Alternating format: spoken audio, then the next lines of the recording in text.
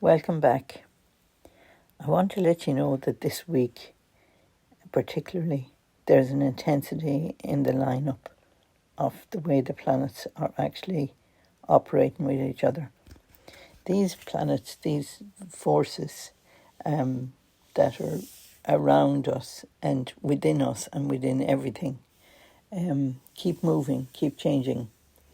And the patterns and the rhythm of movement can go from moving direct, moving along nicely, carrying along with the sun particularly. He never changes his rhythm. He's continually moving at a pace, always going direct.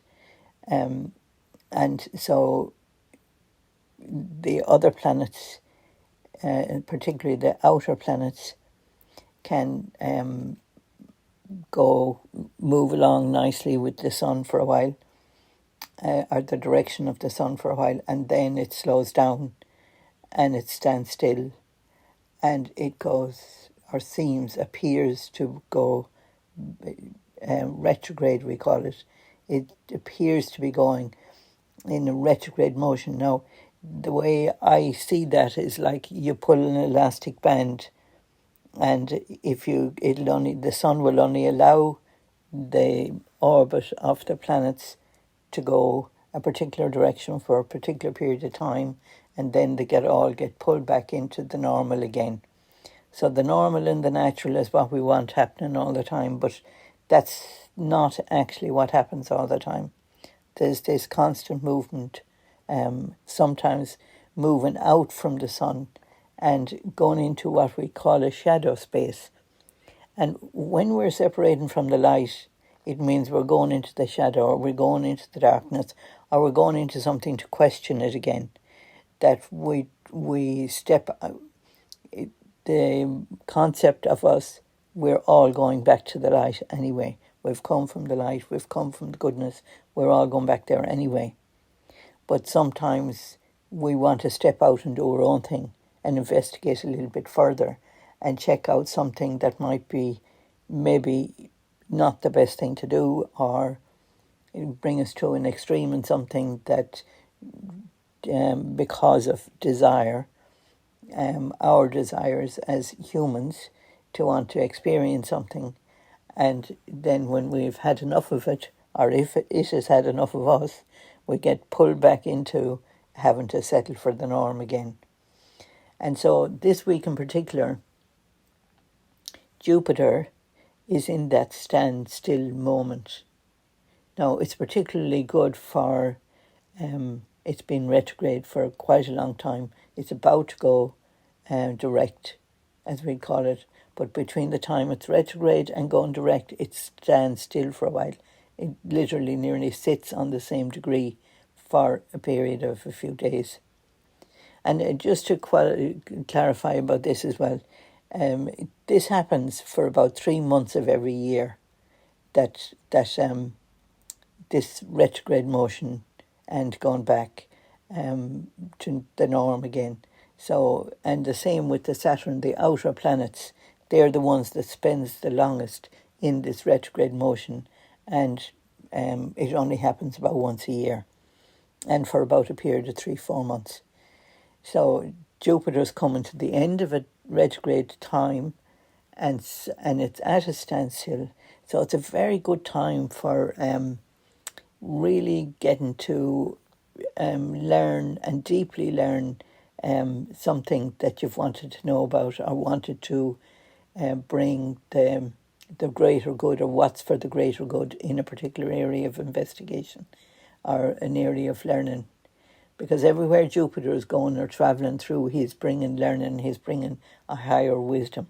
And that's what he does no matter where he goes. So he wants us to expand our consciousness and to become more aware of the higher consciousness that's there. So that's what Jupiter does for us. So right now he's at a standstill, which is deepening that possibility. And because it's in the sign of Gemini that it's happening, I do sidereal astrology, Vedic Indian astrology, which works with sidereal. So Jupiter would still be in the sign of Gemini. And so being in the sign of Gemini, and if you can imagine what it's like Gemini for the likes of Jupiter. And Gemini is a bit like the Star newspaper. It likes a bit of gossip. It likes the cheeky stories. It likes to tell a story, whether it's true or not. Not so important with the Gemini. They just like to chat and talk and whatever, bit of fun, bit of light at it. Ruled by Mercury. Mercury is the Mercurial, always wanting to play with the words and play with, gather the information. But Jupiter's about the wisdom. And so as Jupiter has been moving through Gemini, he's been trying to bring the wisdom into that space. And so it's a bit like, as I said, the Jupiter is a bit like the bishop, or the one that we would believe to be a guru or somebody of high knowledge and deep wisdom. And say they have been visiting the sign of, it's like the professor joining the class with the students, or becoming a student. The Mercury is the student and the Jupiter is the professor.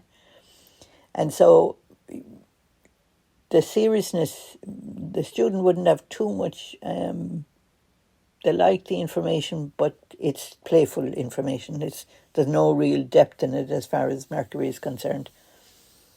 And the interesting thing about Mercury at the moment as well, that it is also retrograde. It's just gone retrograde as well. But it's in Aquarius. And because the Jupiter is in Gemini and Mercury is in Aquarius, and they're both retrograde, so they both have an opportunity to do something beyond what they've more freedom to do what they want to do themselves, because they're not following the order of the sun, the normal order of things. So they have more room to expand. And so what I'm suggesting right now is that words that have been said, Mercury rules the words. Things that have been said that have been painful or hurtful, or, have been damaging to, or lies that have been told, or because Mercury is retrograde, it's time to look at these things that have really hurt us. And at the same time, look to the Jupiter for the wisdom that we've gained from the hurt. It's really about looking at the benefit that we have gained, because Jupiter is always about the benefit. We always grow, our consciousness expands. The lesson might have been painful, but we need to move through it and continue to grow. And this week in particular, because, as I said, Mercury is retrograde in Aquarius. And the other interesting thing as well in the Vedic philosophy, they say that the Mercury is an enemy to Mars, but when a planet is retrograde, it's more open to the enemy. It's more open to be friends with the enemy, or to make friends with the enemy. So Mercury and Mars are enemies, but they're both in Aquarius right now, and they're both about to meet what we describe as Rahu. Rahu is the one who brings disruption, and he makes everything hyper. Mars, hyperactive. Rahu, Mercury, hyper thinking. And it's just, we've just come out of the eclipse where the sun experienced being knocked out of action for moments as well, because it's only very momentary. But at the same time, the intensity of the energy this week would have me advise you to spend the time looking at what you have gained. But it's not a week for negotiation. It's not a week for getting into the ring or doing big deals or anything like that. Just, the chances of you overreacting because of the Rahu Mars and the Rahu Mercury and the retrogrades and Jupiter at a standstill saying, calm down, calm down, calm down.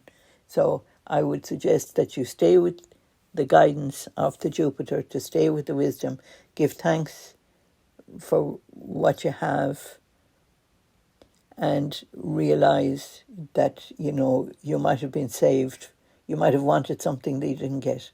You might have wanted to achieve something that didn't happen for you, or you might have an ambition to achieve something this week that may not be good for you. So I would suggest that this week, just take it easy. Do something, as I was saying in the previous recording, where the planets are right now and where the eclipse was. It's asking us over the next eclipse cycle is going to be in August. So every 6 months we get an eclipse cycle, and this eclipse cycle is asking us to strengthen the Venus, strengthen the beauty, strengthen the things that are good, that are beautiful. Look for the beauty. If you find yourself getting into an argument, pull back, separate yourself out from it, move away, sit with yourself, read something inspirational, uplifting. Try and stay out of the shenanigans that are going on in the media, and the storytelling that's there that can be upsetting. And look for something, read nice, listen to nice music, go out and walk in nature, go and swim in the sea, go and plant, flowers or seeds, or learn about something that's nourishing and uplifting, that reminds you of the beauty that you are, that we're unique beings. We're going through all this energies at the moment, but the best thing we can do is to help ourselves and to be respectful to what we're able for. Don't get pulled into the circus. Try and pull back from it. And if you are going to look at something uplifting. If you're going to listen to something uplifting. But stay out of the... if you find yourself in a conflict situation or even in the traffic, count to 10, do your mantra. Mantra means mind. Tra means to protect the mind. That's our greatest asset, to protect the mind. You can recite a word like Isa. It's a very ancient Irish word for respecting the energy of who we are, the temple we are, the divine within us. And to just keep reciting that name will remind you. Or you might have some other mantra you like to recite, or some other holy name.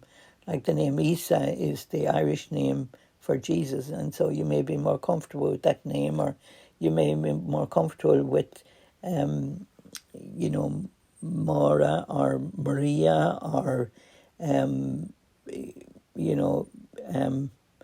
just choose, or even sing a song, find a song, play a tune, dance a tune, just do something to change when you find yourself getting caught in what might be an anxious situation. As I said, Mars is going to meet Rahu. Mercury is there as well. Mercury is the thinking and the thoughts. Your mind is going to be flooded with information, and try and cool that. And again, the Mars could be impatient and overly impatient. So again, it's just, if you find yourself in that kind of company, just pause, pull back, leave the room, do what you have to do to separate yourself from.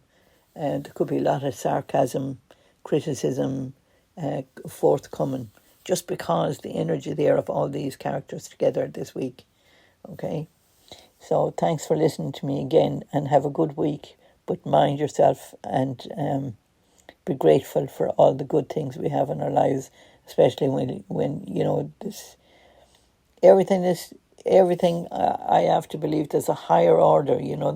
There's a divine order that's teaching us all the time where we need to be and what we need to do, and there's people who think they are the divine order, but they're not, and we need to step back and do what we can to remind ourselves that each of us have our beauties of our own in our own right.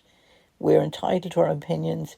We're entitled to be who we are, to express ourselves as we are, and to take this opportunity to work with the way the energies are at the moment, and learn how to dance with them, rather than reacting and getting really hurt and disappointed, or and forgive. Tor mahuntas dum is a lovely expression, mahuntas. Mahuntas means goodness. And so send the goodness to the people that may bring up the Mars and you, or the sarcasm that might come with the Mercury, Mars, Rahu. Send the goodness. Send the goodness.